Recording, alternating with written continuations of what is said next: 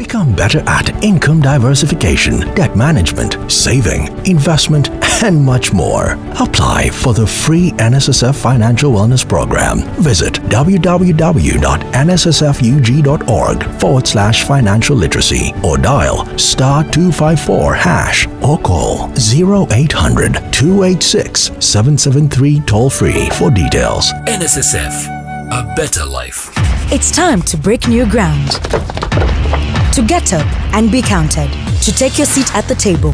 To make your mark. Now is the time. To boss up, hustle up, level up. Take your business to the next level. Sign up for the online NSSF High Innovator Business Academy. Visit www.highinnovatorbusinessacademy.nssf.org to upskill yourself and stand a chance to win up to $30,000 USD in seed funding. The High Innovator Program is an initiative of NSSF in partnership with MasterCard Foundation, implemented by Outbox. NSSF, a better life. What? It's there. Get out. Skip the hassle. Submit your benefits claims on the NSSF Go app or web whenever, wherever. Download the NSSF Go app to get started. NSSF Go. Ooh, wow. NSSF. Accept to speak to us. Everyone wakes up to a day of hard work. Guiding questions, but the magic of interviewing is to get hold of that new opportunity in order to live a better life.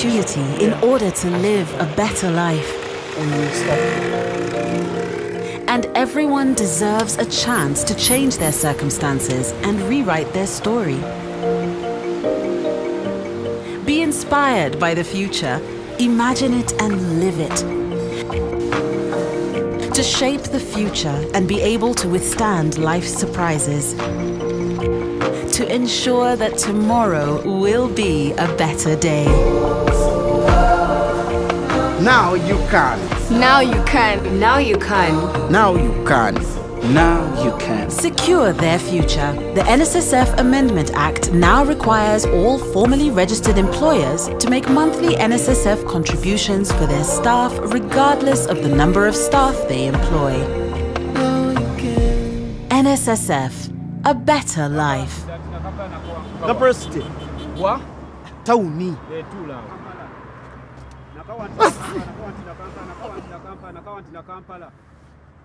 Skip the hassle. Submit your benefits claims on the NSSF Go app or web whenever, wherever. Download the NSSF Go app to get started.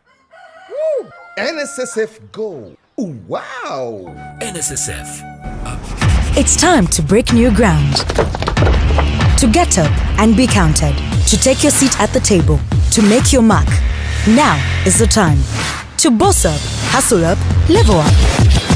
Take your business to the next level. Sign up for the online NSSF High Innovator Business Academy. Visit www.highinnovatorbusinessacademy.nssf.org to upskill yourself and stand a chance to win up to $30,000 USD in seed funding. The High Innovator Program is an initiative of NSSF in partnership with MasterCard Foundation, implemented by Outbox. NSSF, a better life. The more your money works for you, the less you have to work for money. Most of us don't know what this means. We often find ourselves burdened with questions like, how can I save? Where should I invest my money? How can I budget to meet my needs with the money I earn? What can I do about my recurring debt? Benjamin Franklin once said, an investment in knowledge pays the best interest. And with the NSSF Financial Wellness Program, you get the best financial literacy to get you on the path to financial freedom. Become better at income diversification, debt management, saving, investment, and much more. Apply for the free NSSF Financial Wellness Program. Visit www.nssfug.org/financial literacy or dial *254# or call 0800-286-773 toll-free for details. NSSF, a better life. It's time to break new ground. To get up and be counted. To take your seat at the table. To make your mark. Now is the time. To boss up, hustle up, level up. Take your business to the next level. Sign up for the online NSSF High Innovator Business Academy. Visit www.highinnovatorbusinessacademy.nssf.org to upskill yourself and stand a chance to win up to 30,000 USD in seed funding. The High Innovator program is an initiative of NSSF in partnership with MasterCard Foundation, implemented by Outbox. NSSF, a better life. Uganda. Hey, yes, I'm go. Uganda. Wax house. Wax house going in now. This that brew house, that one in Kampala. Oh, go. Workers house. That one. How's the match? 8,000. What? 8,000. 8,000. There. Yes. Get out. Skip the hassle. Submit your benefits claims on the NSSF Go app or web whenever, wherever. Download the NSSF Go app to get started. NSSF Go. Wow. NSSF, a better life.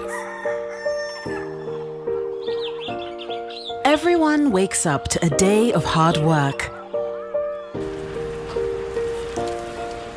To get hold of that new opportunity in order to live a better life.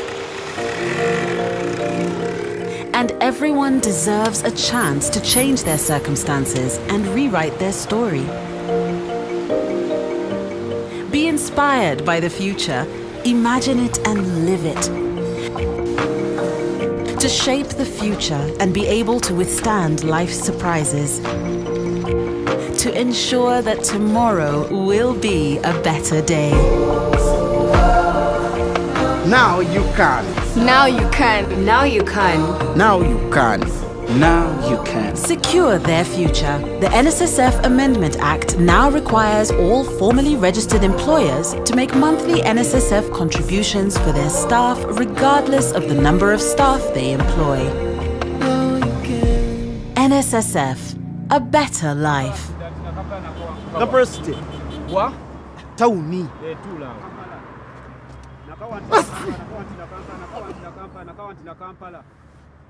Skip the hassle. Submit your benefits claims on the NSSF Go app or web whenever, wherever. Download the NSSF Go app to get started. NSSF Go. Wow. NSSF, It's time to break new ground. To get up and be counted. To take your seat at the table. To make your mark. Now is the time. To boss up, hustle up, level up. Take your business to the next level. Sign up for the online NSSF High Innovator Business Academy. Visit www.highinnovator.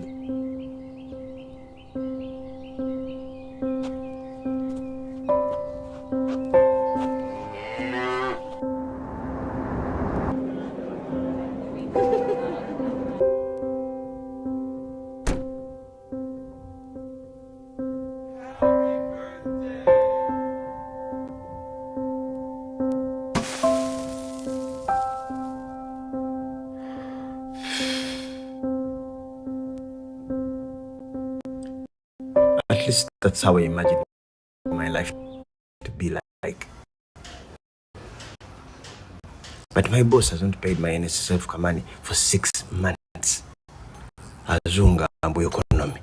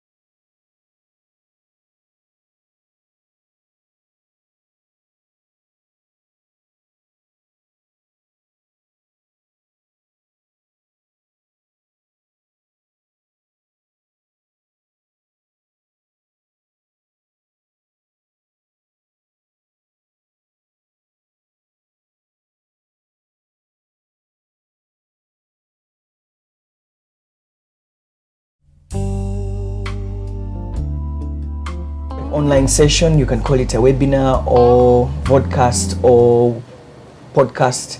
My name is Solomon Serwanja, and I'm really happy to host you for the next 1 hour as we take a deep dive conversation into saving at NSSF and how your employer actually cheats you. Remember, when you save, you're saving for the future. I just told a colleague that in 3 years I'll be clocking 40 years, and then I'll be counting down the next 10 years, and before you know it, I'll be retiring. Have I really saved for my retirement? And that's a campaign that NSSF has been on for the last couple of years, encouraging all of us who are being employed to save. And it's important that you go to your employer and first of all, make sure that the company is registered with NSSF, but also too, that you have an NSSF number. Of course, you can go and register online, and there are a number of platforms and spaces that you can go and register to have your NSSF number, which you present to your employer, who has to contribute 10% of your gross salary, and you have to contribute 5%. It is important that you follow up on this. I know that some of you have contracts, but they are not remitting NSSF contribution. They are cheating you. It will finally catch up with you. And if you do not follow up and you don't take that responsibility to go and report and whistleblow, at the end of the day, you'll work for the next 5 years and you'll not have any savings whatsoever. And so today, we're privileged to be having Geoffrey Waiswa-Sajabi, who is the Chief Commercial Officer at the National Social Security Fund, to really tell us about, one, the importance of saving. We need to say this message over and over again, but most importantly, about why it is important for you to whistleblow and tell NSSF that your employer is not contributing to your NSSF and saving for your future. I'm Solomon Serwanja. It's going to be an interacting session, and you'll be getting an opportunity to be part of the conversation by dropping a comment or two under that conversational platform. You can just drop a line, or we'll give you an opportunity to ask questions to Mr. Sajabi. All right, let's get the show started. Mr. Sajabi, thank you very much for accepting to make time. I know it's a busy week, but Sure, the fact that you can be here to talk to our audience about the whistleblowing platform and how safe it is. But perhaps before we can get into the whistleblowing platform, saving is very, very important. Many of us, when we are earning our salary, we are actually minding about now. As long as I'm paid now, the future will take care of itself. I wanted you to first off start us off with the importance of saving, especially with the National Social Security Fund. Great, and you know, thanks a lot and good morning. Now, I know that generally speaking, when someone gets a job in their 20s, the most immediate need that they want to address are the things that they need to live on every day. But make no mistake, after 10 years, after 20 years, after 30 years, the energy, the excitement that you began working with will fade. And once that begins fading, even the companies that employ you today will no longer want to employ you. There will be younger people that are coming up. In terms of skills, there will be better skills that are coming up, and you may not catch up with all the skills at a certain age. So without a doubt, all of us at some point will retire from what you call this kind of formal engagement, formal employment. And when you retire, you're completely on your own. So it is extremely important that when you still have the energy, when you still have the income, and when you still have the advantage of the 10% coming from an employer, and you topping up with 5%, that is something that you should embrace now. It is akin to getting a job. You begin to plan your exit the day you join. The question should be, at the point when I'm no longer actively employed, at the point when I'm no longer getting a monthly salary, will I still be able to live the kind of life that I've been living? And the only way you can live that kind of lifestyle is if you actively save towards the years when you no longer be in active employment.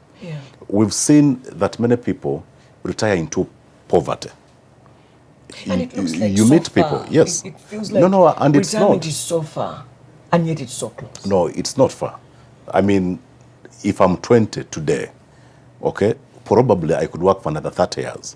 But 30 years is not that long. And that time will come. And by the way, the earlier the better. If you started saving early, chances are that by the time you're exiting from formal work, you've accumulated a significant amount of money. If you're starting very late, it will be extremely difficult for you to replace your income. For you to start late and you have reasonable income replacement would mean that you're earning a lot of money. Would mean that I'm earning about 100 million every month, that even if I started saving at 40, I can still accumulate a big amount. But we know that on average, majority of Ugandans earn less than 1 million Uganda shillings.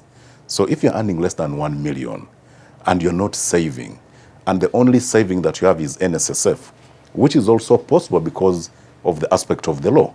So that shouldn't be cheated. Because if you allow that to happen, you're cheating yourself. Yeah. So without a doubt, that time will come when we're all old, when we can no longer work, and yet needs like food will not go away, housing won't go away, medical bills won't go away. So what are you doing today when you still have the means to plan for the future? It's very important. Extremely important. Because you just mentioned about when people retire, you're not getting that monthly income anymore. Yeah. Phone calls don't come in anymore. Friends that you used to interact with are not there anymore. They'll abandon you. And you're just there and waking up and you have to eat. Exactly. You have to have medical treatment and you don't want to beg. Exactly. You just have to fall back to what you saved for. And if you saved nothing, then you have nothing. Look, colleagues that are working for public service are catered for by the government pension scheme. So even when a public servant is no longer working, the government of Uganda has got a responsibility, which comes from the taxes. So at least they are covered. Now you who is in the private sector, in terms of your pension, you are not covered by the taxes.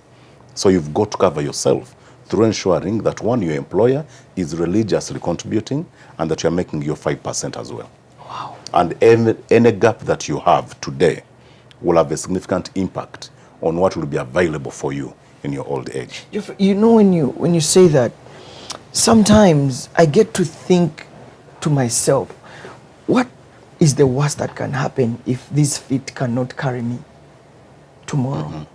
Am I able to put food on the table? Am I able to afford medical treatment? Did I save for myself? Or do I have something that I can go to NSSF? What happens if I know that NSSF has different levels of giving people retirement when when you're incapacitated, they'll come out and support you. And this is why this conversation is very candid. But let's talk about what now you have come up with. NSSF is coming out to say, look, we can support you to ensure that your employer saves your NSSF if you tell us about it.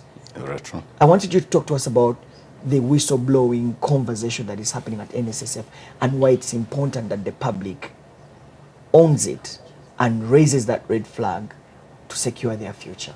Thank you. So this platform is essentially meant to help members of the public, members of the fund, to have the confidence to report cases of non-compliance. We recognize that there could be employees in situations where it is a bit delicate for you to report. Because if your employer gets to know that you're reporting, perhaps your job is at risk. Yeah. So the reason why we designed this platform is that you don't even need to step into our office, because that way someone might easily know that you're the person that is going around. But using the comfort of your phone or the computer, you can actually access the website of the fund, be able to get into the platform and give us valuable information. Information that concerns the fact that your employer is not fully complying. Mm-hmm. They are not sending you savings. We've got cases of employers who actually deduct. They deduct your 5%, but they keep it.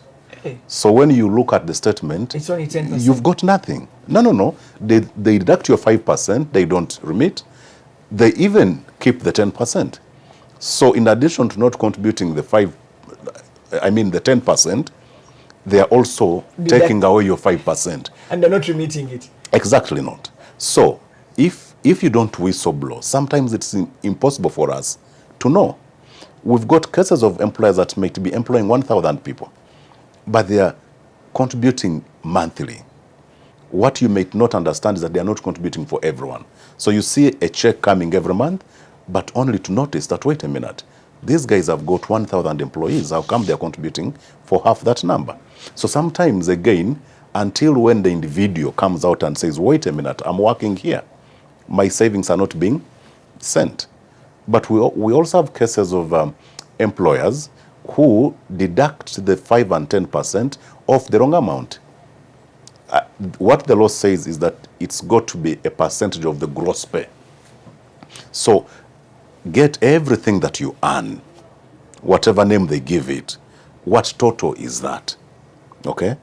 So if I'm getting what you're calling the basic salary, if you're giving me certain types of allowances, okay, what we call benefits in cash.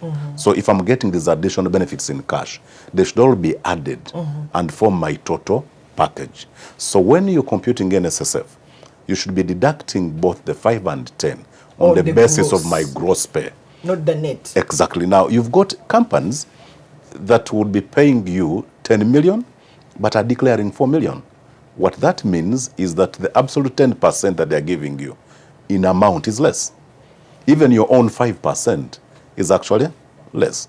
So even such an employer, until you come out and report, we may never get to understand that that is not your true salary, because the contract is between you and the employer.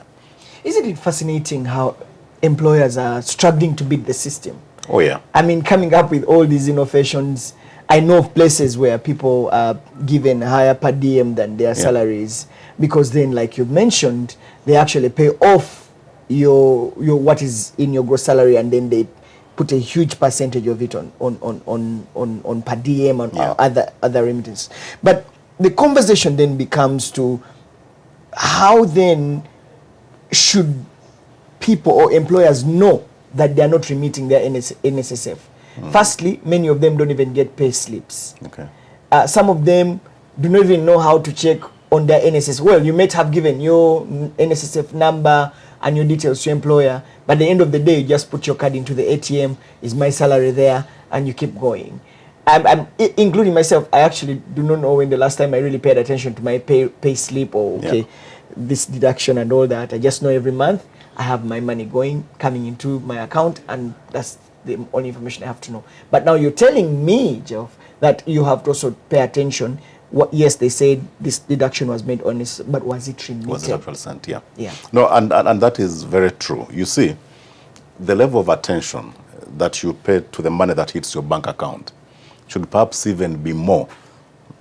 You know, you need to pay more attention to whether what has been deducted, both from your own salary and what your employer is paying, has actually been sent. And I think we've also made it a bit convenient that you might not even need to be checking your pay slip every month, because some companies don't even issue pay slips, okay? In fact, a big number don't. But we've made it convenient that every time money hits your account, you receive an SMS from the fund saying, dear Geoffrey, you know, your NSSF for January, has been what this amount has come through, and so your total today is this. But that message doesn't go to everyone. We've got a significant number of people whose mobile numbers are not registered in their names. So if I'm Geoffrey Sajabi, and yet the number that I gave NSSF is for Solomon, NSSF will not communicate to me in a number that does not return my own name, because you could be sending someone's balance to a wrong person. So you need to ensure that, first of all, you register for the national ID, register your mobile number, your telephone number in your own name, and then update that with the fund. We'll religiously send that message. And if you've been receiving a message every month, and for some reason a month or two you're not receiving one, consider that a message as well. If you don't get a message, that is also a message. It could mean that my employer has not sent my contribution for that particular month. So that should keep you alert. But for people that have got the smartphones, you can also use our NSSF Go app. With that app, you don't even need to receive a message. You can always go into the app and see how your account is actually working. You can see all the money that has been sent. You can see your totals, okay? But the key thing is that for us to be able to give you accurate information, you need to start by being able to give us accurate information from your side, especially your telephone number. If it's accurate, we'll religiously send you a message whenever money hits the account. Interesting. Let's go and talk about this portal, whistleblowing portal. Yes. I am this staff who, but shortly before we go there, you had mentioned something about people who work as casual laborers. Yes. There are people who are classified as casual laborers. Are they also supposed to tell their bosses to contribute to their NSSF, or because they're just casual laborers, they pay them per day, maybe, you know? Okay, so now when you read the NSSF Act as amended, it does not in any section make reference to casuals. So you do not have a category that the Act exempts from contributing to NSSF. The qualification is that I'm an employee. It does not matter whether in your definition you look at me as a casual employee. The law says I'm your employee. And by virtue of being your employee, there is an amount of money that I earn for the services that I give you.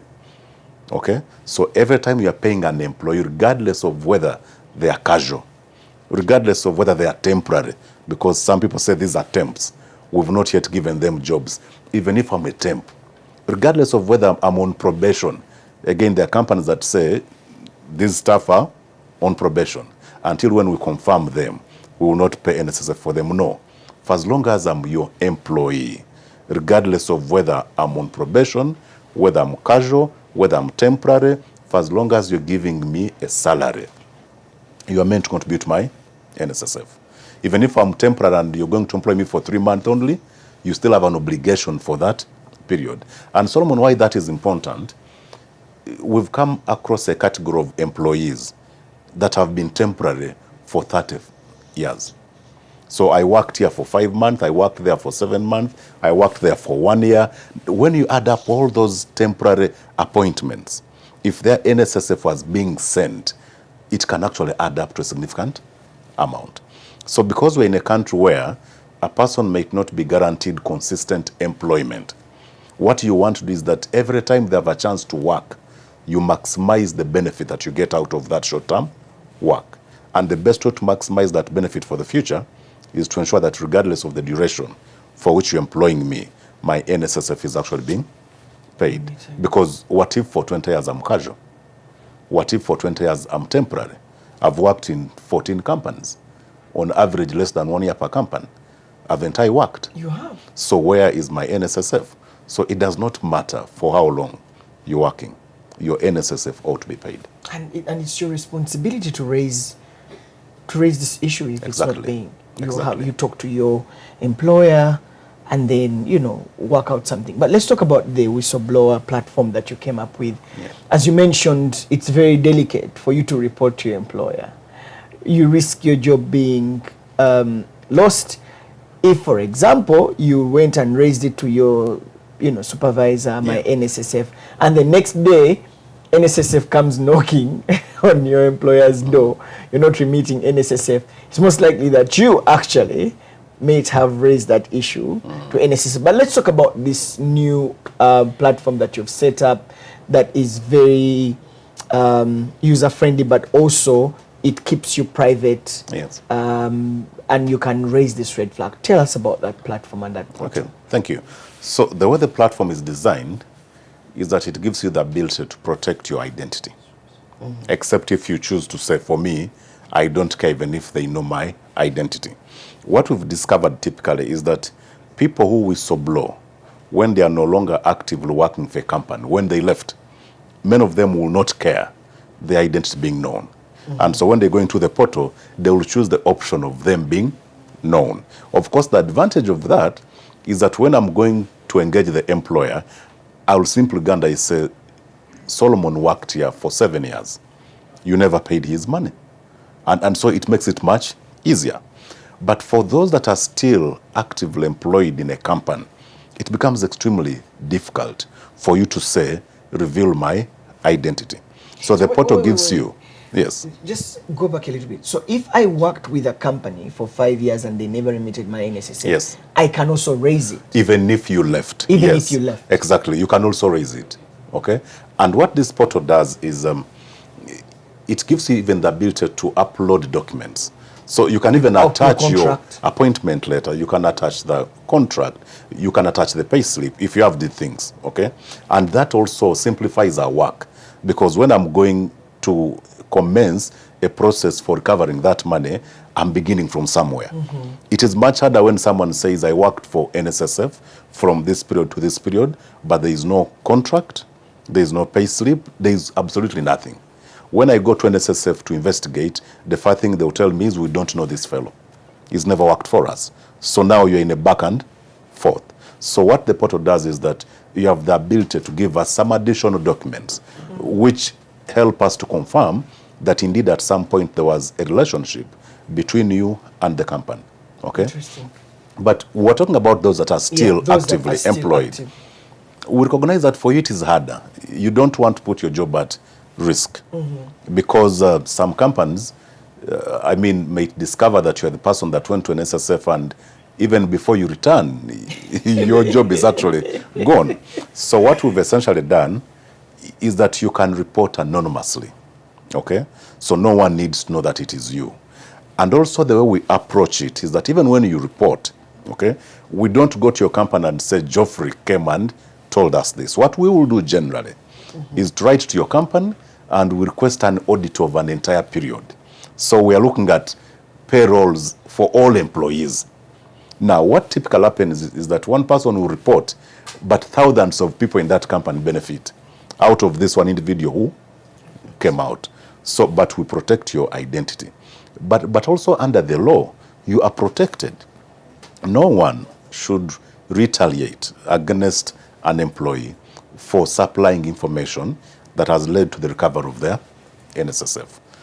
Okay, but at least beyond that, we ensure that our platform is designed in a manner that makes it possible for you to hide your identity. And even if you give us your details like appointment, like pay slips, the way we use them is that we don't simply go and say, this is what we have. No, we'll write to your company and it will give us all their payrolls for that period. So it's difficult if I'm employing 1,000 people and you're asking me to supply records for all 1,000 people. I can't really know who of the 1,000 went to NSSF. Different interesting things that you just raised. Whistleblowing comes with responsibility.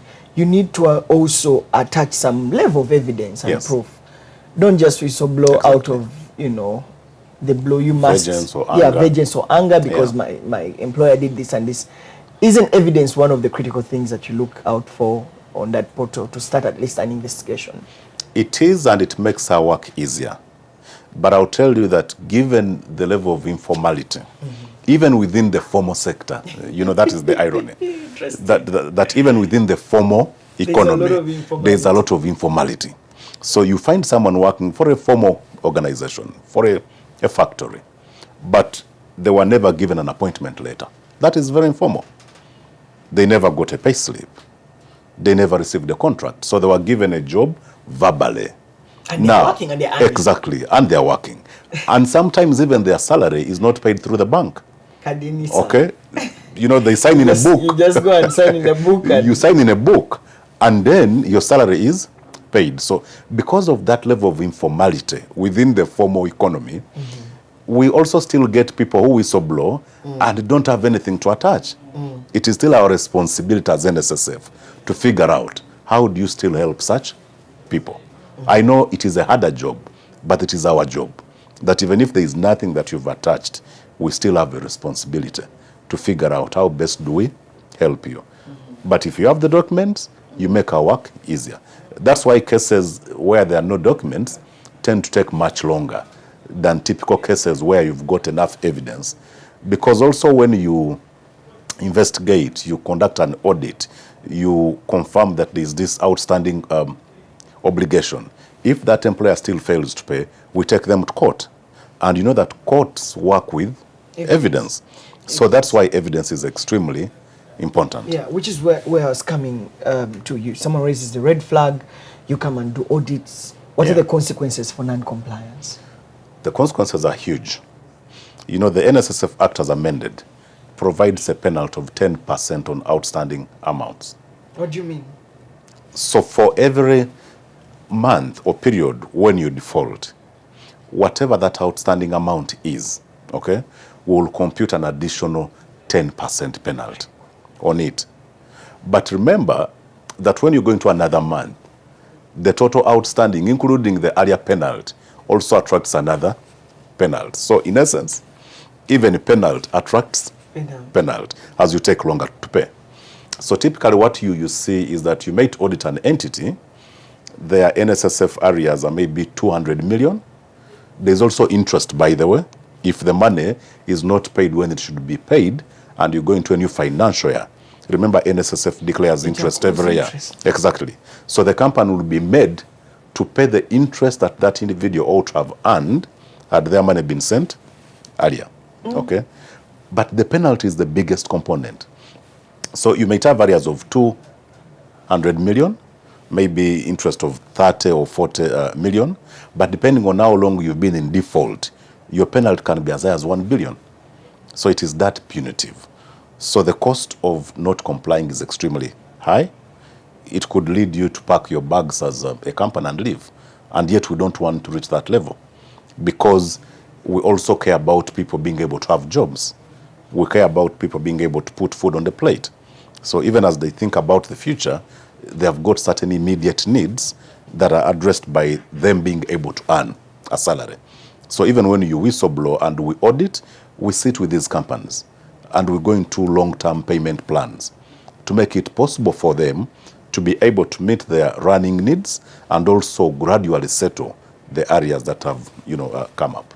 This is scary. You know why? Quite scary. Because I'm an employer now. So even when we're having these conversations, I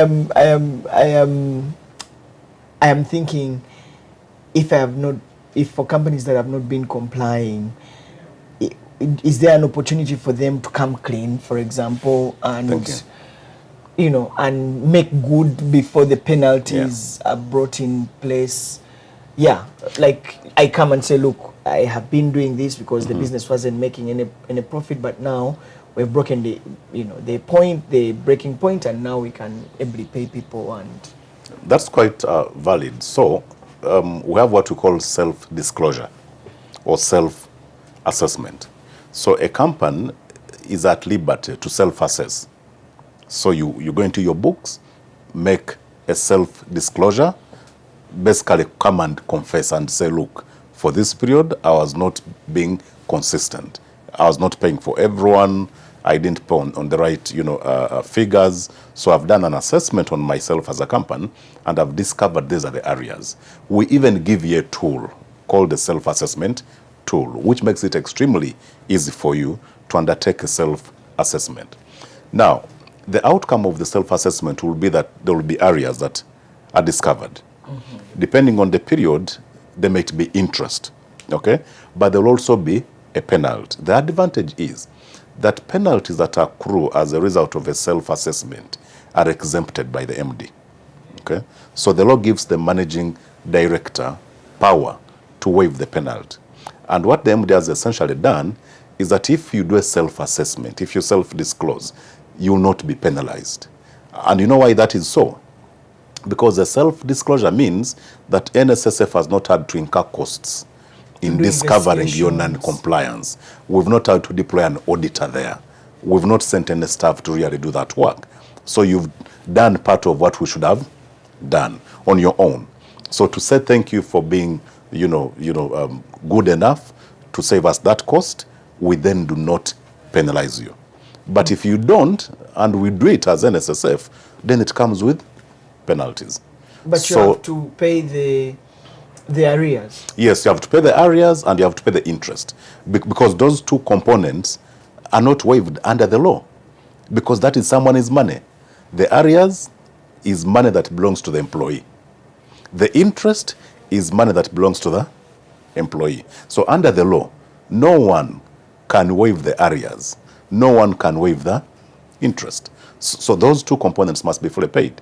While for the penalty, if it is a self-disclosure, the MD grants you 100% waiver. But if it's not a self-disclosure, then in addition to paying the arrears and the interest, you'll also pay either the entire penalty or part of the penalty. Interesting. Yeah. What's in for the person who has whistleblown? People will always ask that. That's an interesting question. But this is what is in it for the person. Eh? First of all, I think more than 99% of whistleblowers are employees, either current or former. So the biggest benefit is that when you whistleblow, we are able to recover your own money. So there is no better benefit that you get out of whistleblowing than having your money that had been taken away by your employer paid. So we think that's the biggest benefit. So beyond that, you don't want to say, we will pay you this much when you whistleblow, because the money that we go to collect is your money. Okay? So you should actually be excited and happy to whistleblow in order for us to recover your money. But sometimes we get whistleblowers that are outside the category of employees. So I am not the beneficiary, but I've taken the bother, the time to come to NSSF. I've given you valuable information, and you've used that information to recover money that belongs to people. Now, for such individuals, we have a conversation. Okay? How do we reward them for having helped us with very important information? But for the employees, for the members, I think our biggest benefit is that we are recovering your money. Your money. Ultimately, because you need it. Yes. Mr. Sajabi, let's talk about the ease of this platform. Yeah. You know, some platforms can really have very difficult interfaces, having so many little blocks to fill, and sometimes you're midway like, let me just stop and just do it. How easy is it to navigate? Yeah. The platform is quite easy to navigate. I mean, we designed it with the member in mind, with the public in mind, okay? So perhaps, sometimes when you do your own rating, it can be funny, but perhaps it's one of the easiest platforms that you can actually use on the market, because the information that we're asking is extremely basic, okay? You're giving us your names. You don't need anyone to remind you about your names. You're giving us maybe the company where you worked. You're giving us the period in which you worked for that company. So you will not come, you will not say a case where we're telling you to go and look for a certificate this, go and look for this kind of information, go and get an LC, letter. No. This is information that by virtue of the fact that you are employed in a particular place, you really know that kind of information. And if you've got any documents that make it easier for us, we also ask you to upload that information. Okay. But we are also mindful that regardless of how easy the platform is, there will still be people that might still find challenges navigating anything that is E. Okay? What are the alternatives? You can still go to our branches. We've got over 20 branches across the country, and there's a branch in every major town in Uganda. So you can simply still walk in. We've trained our front office people to still protect your identity. Thankfully for us, they are not the people that will go to conduct the audit. Their duty is only to receive information, pass it to the back office people, who then organize the fellows who go out and get that information. But you can also use our toll-free line. Call the fund and give us that kind of information. What has been the response like? The response has been quite great, by the way. Okay, I can tell you that more than 622 cases have come through. They relate to That's huge. Yes, they relate to about 480 employers. We've been able to unearth over 70 billion Uganda shillings in outstanding areas. Okay, we've signed a significant number of payment plans with companies that are committing to pay that money. Some have actually started, paying. So I can say that the response has been quite good, and we still continue to see people coming through. Of course, in terms of what we've seen, more than 30% of the cases relate to security companies. Okay, so we tend to discover that there's a lot of non-compliance in security companies. And that for me is a big risk, because the people that you employ are the guards. These guards have guns. So if there is anyone whose money you should actually be able to send, it's for the security guards, because that becomes a national security risk. So security companies, we've seen also non-compliance in the manufacturing sector. Factories. Yes, factories employing so many people, but, calling many of them casuals and so not contributing for them. We've also seen a significant non-compliance issue within the education sector. Many schools that are not, fully compliant. So in terms of what we've seen, those three top the list: security companies, manufacturing, and education. And so for us, that also means that we then begin to work on internal mechanisms of how do we tackle the sectors where we've seen the greatest number of people coming out to report. Because it could also mean that there are many others that have not actually come out. Okay? But the impact has been quite good. Amazing. Good stuff. Over 70 billion. Over 70 billion shillings, yes. That's interesting. Yeah. And people are now still counting. Wow. Because the campaign is still ongoing. Still going on. How long is the campaign? We want to run for an additional 3-4 months and see how far this goes. But it's the kind of campaign that we want to make business as usual. Yeah. So at some point, it shouldn't be just a campaign. It should be the routine that everyone should know. I think what the campaign was intended to do is to popularize the platform for people to know that the platform exists. But beyond this campaign, it should be business as usual for you to report cases of non-compliance. Do not only report during this window of the campaign. The campaign is just helping to make it, known. Yeah, but normally when people whistleblow, they would love to know that something has been done. Yes. Not just raising the red flag and nothing is done. So we'd love to know, do you communicate back to the whistleblower that, look, we're able to do A, B, C, D, E out of this, and how does that person know that NSSF has done something about it? Thank you. So there are two ways. One is that we commit and actually do it, that whenever you whistleblow and we've taken any step, we send you an email. Okay, an email that confirms that we received your issue and that we've reached ABCD in terms of being able to handle.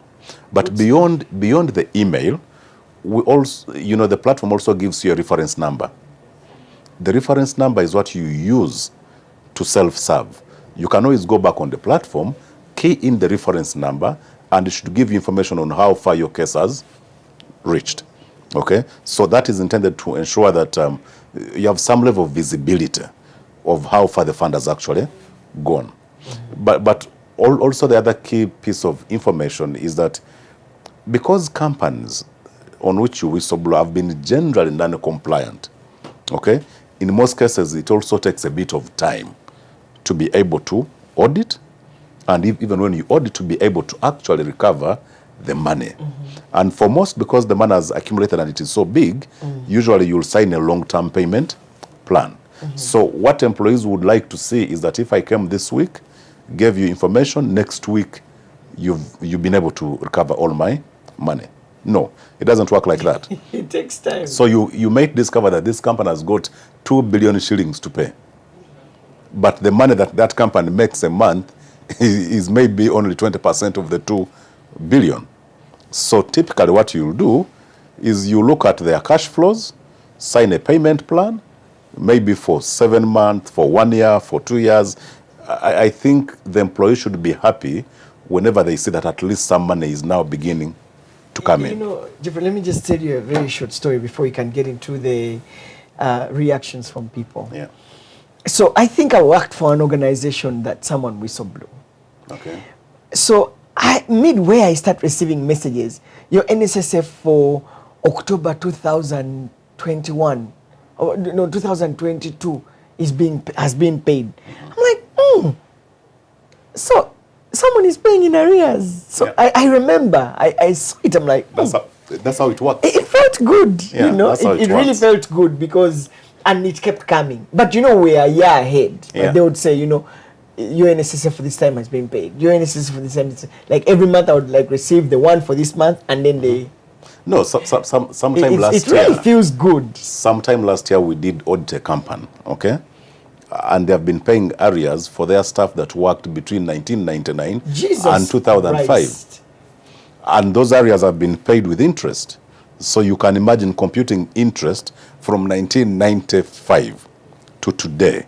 It means that that company could be paying a lot more in interest than the actual arrears. So that's how costly it can be on the company. So even when you think that no whistleblowers have come through, even when you think that you are not known, at the point when that information becomes known, becomes public, the cost could be extremely high on the company. Including penalties. And we don't want that to happen to employers because they also play a big role. They give people jobs. So we would love that they work with us to improve their compliance without it being extremely costly. Yeah. You know, as you said this, I had mixed reactions, Geoffrey. Because now I'm an employer, but also it was exciting to see. I hope you're compliant. I am. In fact, I am. I'm going to also do some audit internally. It's just, our company is just 2 years. But yeah, I think what you've just shared here is very important. Before we can, I think we've just done 1 hour now. The number of comments and views that are coming in from the online platform. If you have a question or two to Mr. Sajabji, just go on that and we'll be able to see that comment or question. I'll also give you an opportunity to ask directly if you having a camera or so. But let me just sample some of your views and comments that have just been coming through. We have Richard Munali, who says that often employees whistleblow and you never follow up on some of these cases. What causes this backlog in follow-up? I think we should just handle one by one, right? Okay, maybe that, yeah. Yeah, because it would be difficult for you to say. So let's start with that. Richard here says, often employees whistleblow and you never follow up on some of these cases. What causes this backlog? Thank you, and that concern is noted. I think it might not be a typical case of not following up. It could be a case of, cases that take longer, okay? Like I said earlier, non-compliance is already bad enough. So if this company is not complying, the possibility of recovery very fast also takes time. So you'll find that there are companies that people came, gave us information, we audited, okay? They failed to pay. Maybe we are in courts of law, okay? And you know that when you're in a court of law, you can't go to court and say, I want my case to be handled within 1 week. Cases may take months, cases may take actually even years, okay? But we note and receive every case. The difference is that the time taken may be different for each case. What we're trying to address now is how do we keep you informed exactly. Yeah. Because, it requires audits, it requires evidence collection. It does. Which, as a person who does investigations, I know that sometimes it takes a while. But also, like we indicated earlier, there are also cases where, beyond simply whistleblowing, someone didn't even give us any, evidence. Again, even when we've got a responsibility, those will take longer because you're going to a company and you have absolutely no evidence whatsoever. And the first thing they will tell you, we don't know this person. So it's a back and forth. Sometimes we even look for former employees to say, did you ever work with so-and-so? And so, and so they are the ones who are giving you that kind of info. No, justified. Yeah. There's Lugard Walakira who says, what guarantee can you give your members that your staff do not connive with the employers to let them off the hook in exchange for bribes? Well, that's a tough one. And I don't think I would be honest if I gave you a guarantee, because our staff are human beings that are drawn from a community called Uganda. So as NSSF, we try to do as much as possible to ensure that, one, our staff are well paid. So if you are well paid, there should be very little motivation for you to connive with an employer in order for that employer not to pay. But two, we've got in place mechanisms, systems that are able to track what you are doing. The audit is done online. If you make any changes, they are reflected. There is a trail. So I can actually see that initially it was 10 million, you reduced it to 4 million. There should be a justification. Was it a reconciliation issue? Did you discover that these were not employees? Were they captured in, error? But also, internally, if we discover any cases of misconduct, we handle these cases. Okay, we've had staff who are fired. Okay, again, if we get you in a case where we've got evidence. But two, we also reach out to employers and to the public and say, look, if any of our staff is asking you for a bribe in order to do anything for you, please report. Of course, you and I know that we've got also a national challenge where someone has got such information that if they shared with you, you also protect so many other people. When you keep such information and we don't have evidence, then you cannot take any action in absence of evidence. But where we can, we've done our part as NSSF to ensure that we're employing the right people, they are well paid, and therefore there should be little motivation for them to do anything wrong. But that does not mean that it is impossible for any of our staff to actually do what is not right. You're absolutely right. Yeah. Let's go to Derek Munabi, who says, as an employer, what should I do if an employee insists that I do not remit their NSSF saving, but rather pay them directly? Thank you. Now, as an employer, you need to start by understanding the law. NSSF is not optional. Yeah. NSSF is not optional. It is a requirement of the law. So it's not a case of negotiating with an employee. If an employee insists and they don't want their NSSF to be deducted, then they are not the kind of people that you want to employ. Because at the end of the day, they are putting you, the employer, in trouble. Because even if we came and you said, oh, I never paid for Solomon because he refused, even if there was evidence to prove that Solomon refused, we will still make the company to pay the 10%, the 5%, the interest, and the penalty. So I think what employers need to know is that NSSF is not a conversation that is open to negotiation between you and your employee. As an employer, you've got a legal obligation to ensure that beyond paying salary today, you are contributing towards securing the future of your employees. Tomorrow. Interesting. This is so Ugandan, eh? Kangi bakampe. Very true. I know that you're running out of time, but let me just bring in Sheila Mwanga, who says that what category of workers does the NSSF law cover? Okay, thank you. So like I explained earlier, number one, we cover all people in the private sector. People that are working for government under what we call public service are covered by the government pension scheme. Yeah. So for us, we are focused largely on the private sector.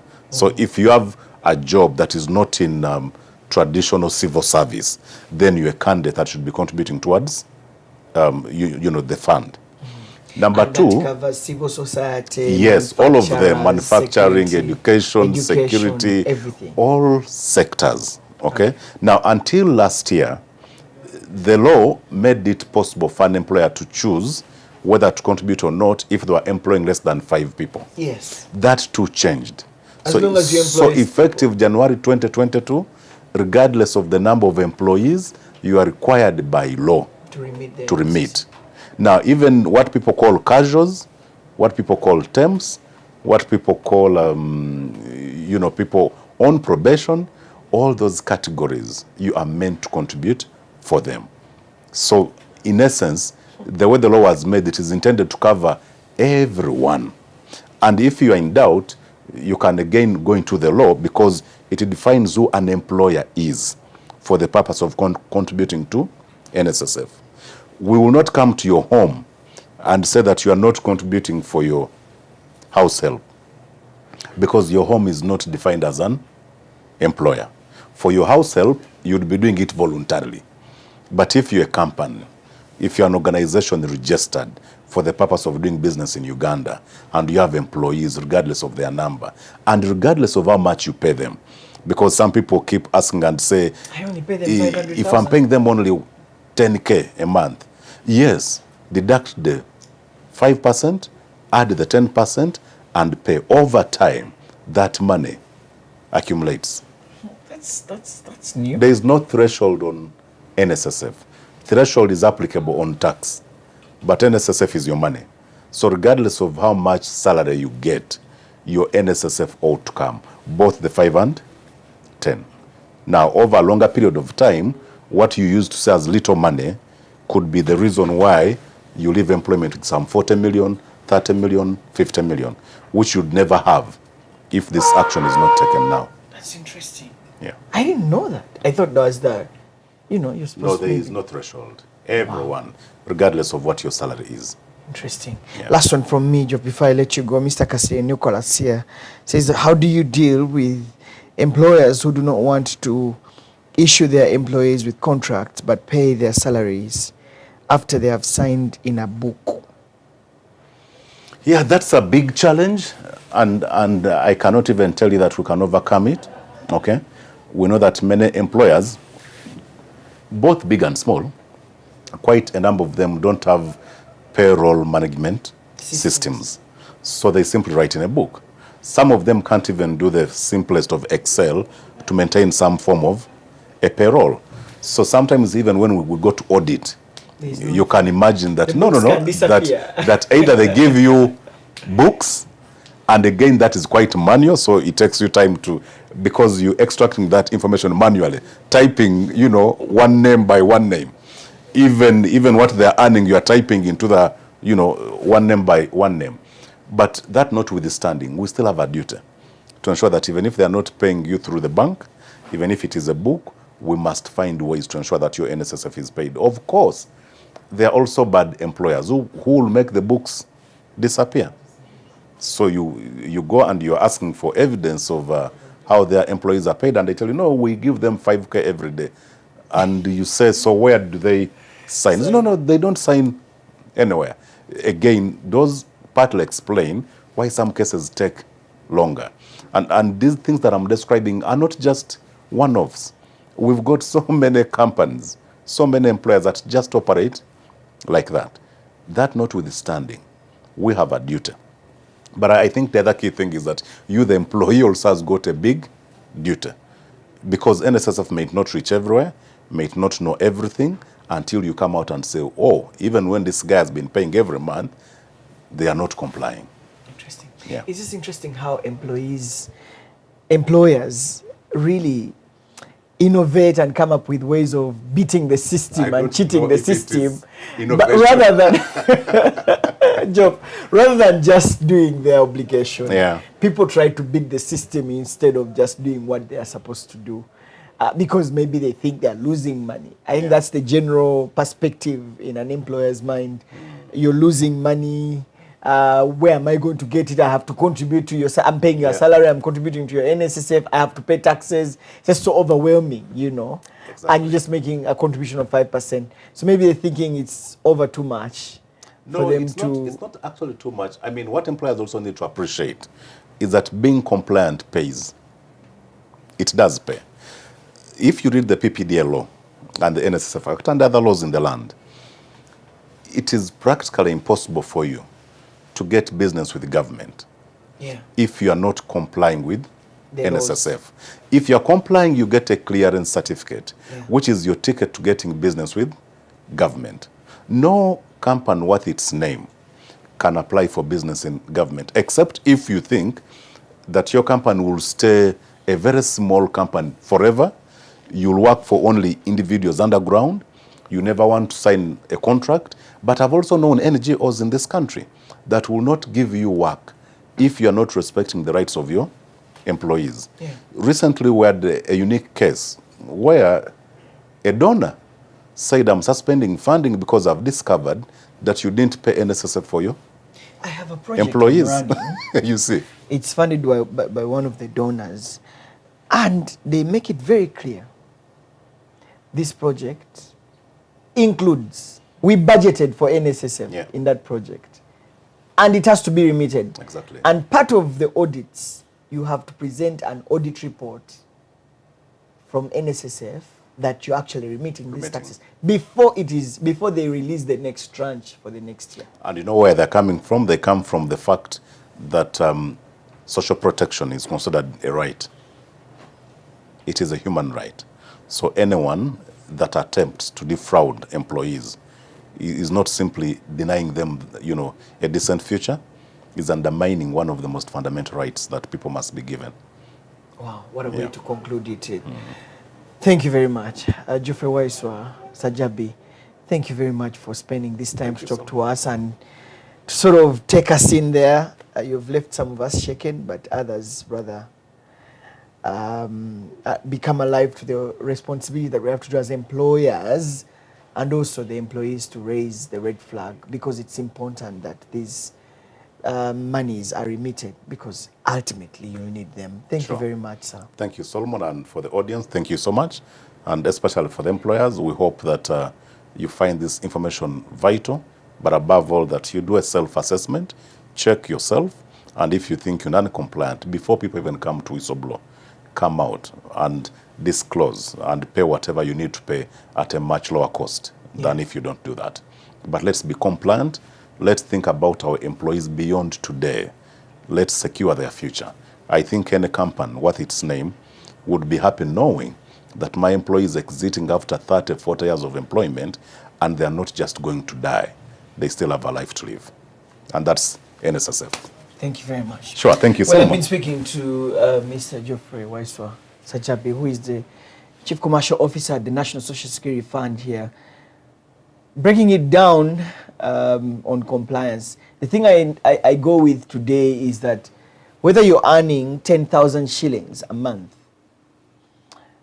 it's important that that little money, maybe 1,000 or something, that money has to be remitted to NSSF, and you will need it tomorrow.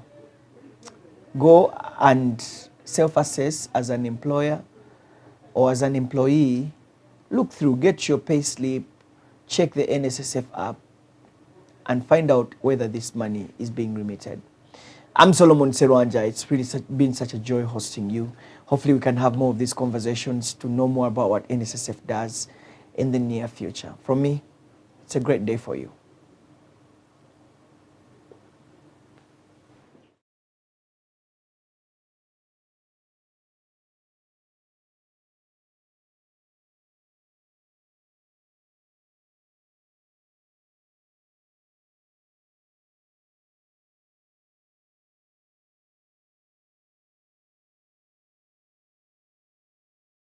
Seat at the table to make your mark. Now is the time. Business to the next level. Sign up for the online NSSF High Innovator. Visit www.highinnovatorbusinessacademy.nssf.org to upskill yourself and stand a chance to win up to 30,000 USD in seed funding. The High Innovator program is an initiative of NSSF in partnership with MasterCard Foundation, implemented by Outbox. NSSF. A better life. The more your money works for you, the less you have to work for money. Most of us don't know what this means. We often find ourselves burdened with questions like, how can I save? Where should I invest my money? How can I budget to meet my needs with the money I earn? What can I do about my recurring debt? Benjamin Franklin once said, an investment in knowledge pays the best interest. And with the NSSF Financial Wellness Program, you get the best financial literacy to get you on the path to financial freedom. Become better at income diversification, debt management, saving, investment, and much more. Apply for the free NSSF Financial Wellness Program. Visit www.nssfug.org/financial literacy or dial *254# or call 0800 286 773 toll free for details. NSSF, a better life. It's time to break new ground.